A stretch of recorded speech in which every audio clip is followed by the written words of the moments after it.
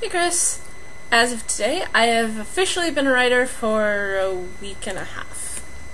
9 whole days. And let me tell you, it's a lot harder than it looks. As in, when people get normal jobs, they leave their homes and go to a place that provides them with tasks to accomplish.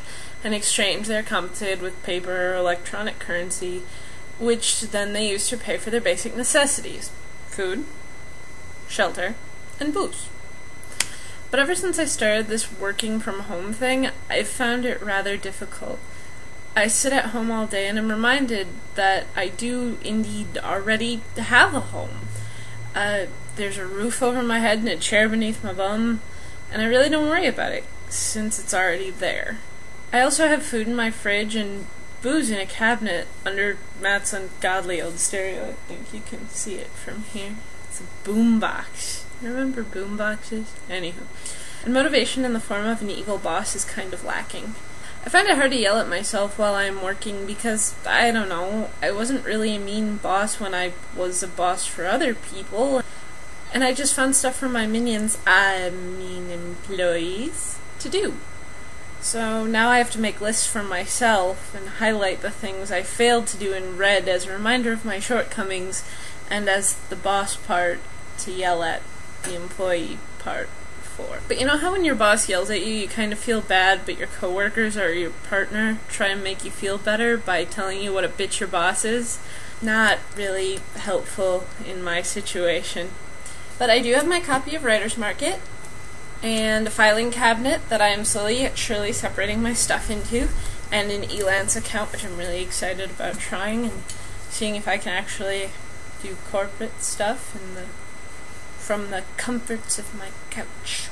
I'm also trying to get a job at the Second Supper, which I hope they take me at, because, let's face it, for 2 years I was UWL's favorite columnist, right? Well, you read my column, if for nothing else than to make fun of me for it, so I had at least one loyal reader. And I'm finding out that this really isn't writing so much as it is reading. Not just books, although I am reading a lot of books. It's researching what it means to be a writer and how to make money at being a writer, which Google kind of laughs at you for. Why should they be any different?